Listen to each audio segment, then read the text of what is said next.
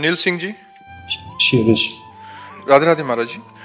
गुरुदेव भगवान, मेरा प्रश्न ये है कि निरंतर भगवदानंद की अनुभूति क्या गृहस्थ धर्म में भी प्राप्त की जा सकती है? गृहस्थ धर्म और विरक्त धर्म ये शरीर के हैं, ना कि स्वरूप के हैं। स्वरूप से हम सब भगवत धर्म वाले हैं। जितनी जातियां हैं और जितने धर्म हैं वो सब देह भाव को लेकर हैं कि नहीं? स्वरूप को लेकर हैं क्या? स्वरूप में तो जो हम हैं सो तुम हो, जो तुम हो वही सब रूपों में है। तो हमें ये ध्यान रखना है कि हम गृहस्थ धर्म को स्वीकार किए हुए हैं, तो उस धर्म का पालन तो हम कर रहे हैं, लेकिन हम हैं कौन? ममैवांशो। भगवान ने क्या कहा? मेरे तुम अंश हो। जब ये बात हम ध्यान रखेंगे कि हम भगवान के हैं, भगवान हमारे हैं, और हम भगवान का स्मरण करते हुए हर कार्य करेंगे, तो हम क्यों नहीं भगवदानंद में मस्त हो जाएंगे? क्यों नहीं हो जाएंगे? गृहस्थ धर्म सबसे बड़ा धर्म है। विरक्त पैदा कहाँ होते हैं? विरक्त संत कहाँ पैदा होते हैं? गृहस्थों के यहाँ ही तो पैदा होते हैं। विरक्त संतों का पेट कहाँ भरता है? गृहस्थों के यहाँ तो भरता है। विरक्त संतों को वस्त्र कौन देता है? गृहस्थ धर्म ही तो देता है। तो सबका मूल पोषण कहाँ से हो रहा है? गृहस्थ धर्म से।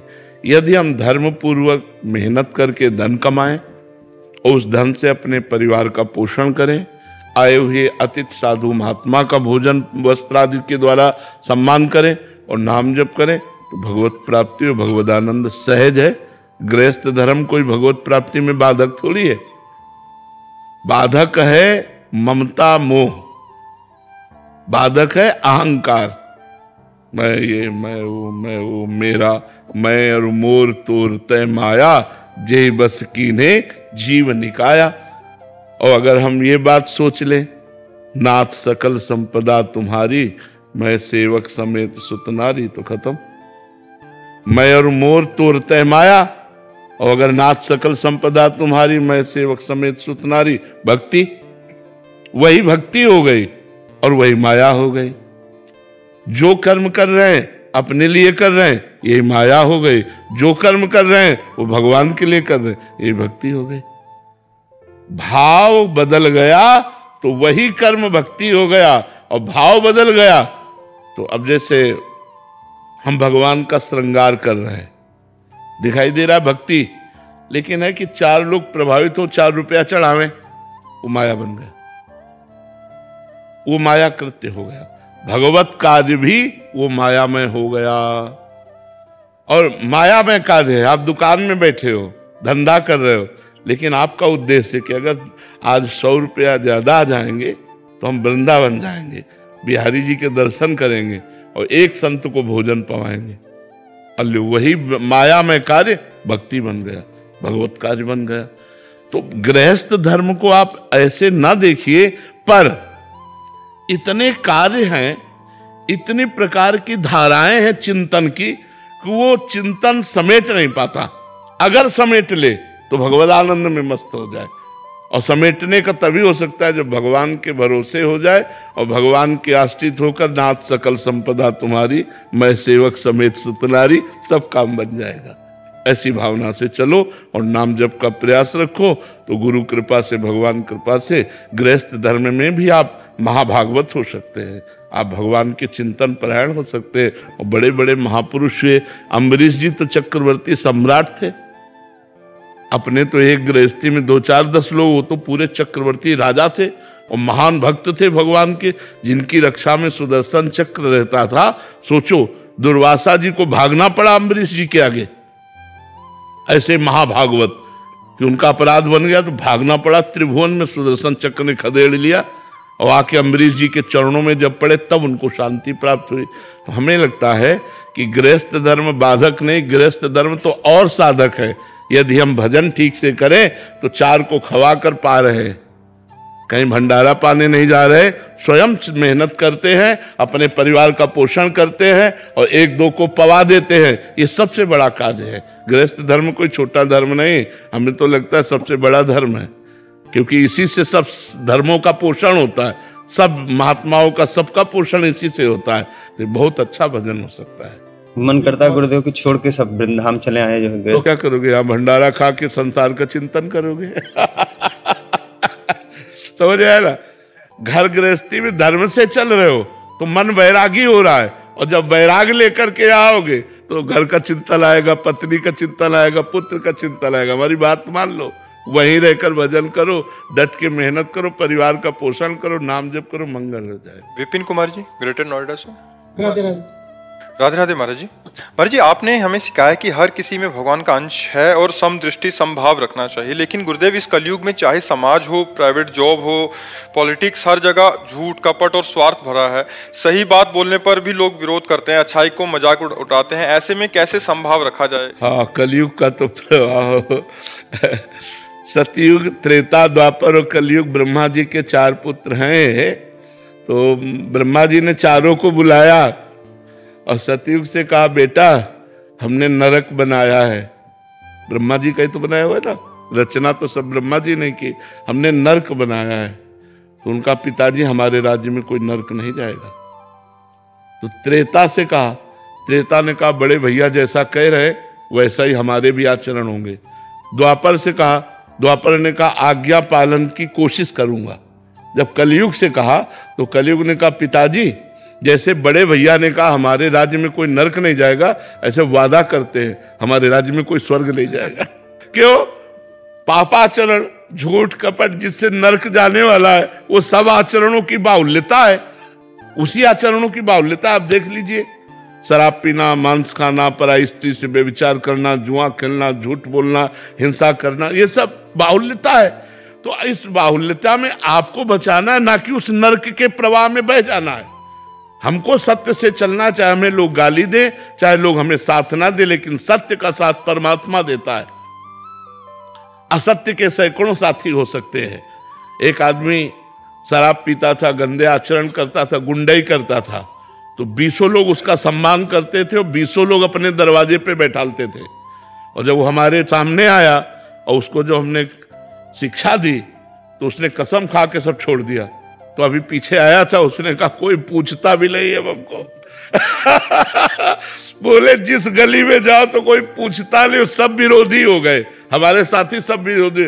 तो संसार, हम सही कह रहे हैं, संसार ऐसा है। और अगर सीधा आदमी है, धर्म से चलता है, तो उसका उपहास किया जाएगा। कलयुग का ऐसा धर्म है, लेकिन हमको चाहिए कि हमें अपने धर्म से चलना चाहिए। लोग गाली दें, उपहास करें, लेकिन भगवान हमारा साथ देंगे। सच्चाई से चलेंगे तो हमारा मंगल हो जाएगा, बुराई से चलेंगे तो हमारा नाश हो जाएगा। धर्म से चलोगे तो सही ढंग से चलो, अधर्म से चलोगे, ज्यादा उपद्रव करोगे, पुलिस मार देगी तुम्हें, या तो विविध प्रकार से आप रोग ग्रसित हो जाओगे, नष्ट हो जाओगे। तो हमें लगता है धर्म से चलो। मनुष्य जीवन बहुत कीमती जीवन है, इससे भगवान को प्रसन्न कर लो, इससे परोपकार कर लो, इससे समाज की सेवा कर लो, राष्ट्र की सेवा कर लो। इसलिए हमें मनुष्य शरीर मिला। गंदे आचरण करना, गंदा खान पान करना, दूसरों को दुख देना, हिंसा करना इसलिए नहीं मिला। हम मनुष्य हैं। मनुष्य वही जो परोपकार परायण हो, जो दूसरों को सुख दे सके। रामदीन बिश्नोई जी, जो राधे राधे महाराज जी। राधे राधे महाराज जी। महाराज जी, पहले आप एकांतिक वार्तालाप में टेबल पर प्रभु जी की छवि रखते थे, तो क्या इसके पीछे का कोई भाव था? पहले महाराज जी एक छवि रहती थी ना राधा वल्लभ लाल जी की, हाँ, हमारे अंदर भाव यह था कि अगर कोई प्रणाम करता है तो मेरे प्रभु को प्रणाम करता है, इसलिए छवि सामने रखते थे। और अब यहीं बैठे हुए हैं तो छवि की जगह ये हृदय भी तो मंदिर है, इसमें भी तो मेरे प्रभु बैठे। तो तुम्हें देखने के लिए वो बाहर छवि रखी थी, अब उसी को यहीं विराजमान रखते हैं कि यहीं विराजमान है। और दूसरा भाव ये विराजमान है। हम इनके चरणों में बैठे हैं, आप दंडवत करोगे तो इनको दंडवत जाएगी, हमें दंडवत रहे। हमारे हृदय में भी वो विराजमान है और बाहर प्रकट रूप से हमारे स्वामी है श्यामा श्याम, वो विराजमान है। तो वहां पीछे हमारे छवि नहीं थी, इसलिए आगे रखते थे। अब अंदर भी छवि और पीछे भी छवि, इसलिए हम प्रकट में नहीं रखते, प्रकट में सामने नहीं रखते, पहले रखते थे। एकम जी, न्यू दिल्ली से। राधे राधे महाराज जी। महाराज जी, आपने बताया कि मनुष्य जीवन का ये लाभ होता है कि अच्छे कर्म, पूजा पाठ एवं नाम जप से नियति में परिवर्तन किया जाता है, परंतु नियति का ऐसा कौन सा भाग है जिसको परिवर्तन नहीं किया जा सकता? प्रारब्ध भोग, अशुभ प्रारब्ध भोग। जैसे हमारी किडनी फेल है, इसे परिवर्तन नहीं किया जा सकता। जो अशुभ प्रारब्ध बन चुका है कि अब तुमको ये भोगना है, वो भोगना पड़ेगा। अवश्य में भोक्तव्यम कृतम कर्म शुभाशुभम। शुभ और अशुभ कर्म जो प्रारब्ध बन गए, उन्हें भोगना पड़ेगा। इसीलिए बहुत चतुरता पूर्वक जो पाप कर्म बन जाए उसे फटाफट नष्ट कर दो। पाठ के द्वारा, अनुष्ठान के द्वारा, किसी भी प्रयास से, विद्वानों से सलाह लेकर कि हमसे पाप बन गया, उसको नष्ट कर दो, प्रारब्ध ना बनने पावे। अगर प्रारब्ध बन गया तो फिर भोगना पड़ेगा। कैंसर है, किडनी फेल है, हार्ट फेल है, ये नाना प्रकार के दुख, बड़े बड़े दुख आ जाते हैं। और उनको बड़े बड़े संतों को भोगना पड़ता है, जो खूब भजन करते हैं उनको भी भोगना पड़ता है। इसलिए प्रारब्ध जब तक नहीं बनता तब तक तो नष्ट हो सकता है, और जहाँ वो प्रारब्ध बन गया फिर उसे भोगना पड़ता है। इसलिए ये प्रारब्ध नहीं मिटाया जा सकता। अतीत जी, लंदन से। राधा वल्लभ शेयरवंश महाराज जी। महाराज जी, जैसे आप बताते हैं कि श्री जी और सदगुरुदेव एक ही तत्व हैं, तो फिर गुरुदेव अपने शिष्यों और दूसरे लोगों से निरपेक्ष क्यों दिखाई देते हैं? उनकी बाहरी व्यवहार उदासीन जैसा क्यों दिखाई देता है? क्योंकि संत रूप में निरपेक्षता ही सिद्धि है। अभी हम अपने साधकों से कह रहे थे कि सब कुछ हो जाता है, बाबा जी बन जाता है सब, लेकिन वो संसार से अपेक्षा नहीं छोड़ पाता। और संत का स्वरूप है निरपेक्षम मुनिम शांतम निर्वैरम शम दर्शनम। भगवान कह रहे हैं कैसे संत के पीछे पीछे भगवान डोलते? निरपेक्षम, किसी की अपेक्षा नहीं। वो भगवत स्वरूप से प्यार करते हैं, पांच भौतिक शरीरों से प्यार नहीं करते। वो भगवान के प्रेम में डूबे रहते हैं, इसलिए किसी से कोई अपेक्षा नहीं रहती। वो निरपेक्ष रहते हैं। निरपेक्ष माने किसी की अपेक्षा न रखना, और जो किसी की अपेक्षा नहीं रखते वही सबसे प्यार कर सकते हैं, और जो किसी से अपेक्षा रखते हैं वो प्यार ही नहीं कर सकते।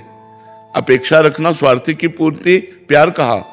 और तभी तो सर्व मंगल जगत का वही संतों के द्वारा होता है जो निरपेक्ष होते हैं। जो अपेक्षाकृत जीवन व्यतीत करते हैं उनके द्वारा थोड़ी होता है। जो अपनी आवश्यकताओं की पूर्ति के लिए अपेक्षा रखते हैं उनके द्वारा जगत मंगल नहीं होता। जगत मंगल उन्हीं के द्वारा होता है जो निरपेक्षम मुनिम शांतम निर्वैरम शम दर्शनम। निरपेक्ष है, मननशील है, शांत है, निर्वैर है, समदर्शी है।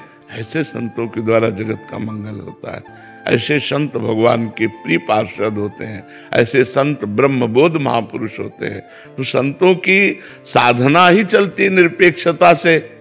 तो जब सिद्ध होते हैं तो निरपेक्ष होते हैं, वो किसी की अपेक्षा नहीं रखते। क्योंकि जितनी अपेक्षाएं हैं वो सब मायाकृत हैं, उस स्वरूप में स्थित रहते हैं। तो इसलिए संतों का निरपेक्ष स्वरूप है। तो क्या श्री जी का तुम अपेक्षाकृत स्वरूप समझते हो? अगर गुरु निरपेक्ष है तो श्री जी तो आपसे पहले से ही निरपेक्ष है। जब जितनी गुरु कृपा करेंगे उतने श्री जी कृपा दृष्टि करेंगे। बिना गुरु के, बिना रसिकों के, बिना सखियों की कृपा के श्री जी की कृपा का पात्र भाजन ही नहीं बन सकता कोई। तो जो निरपेक्ष है, तो देखो कितने निरपेक्ष है।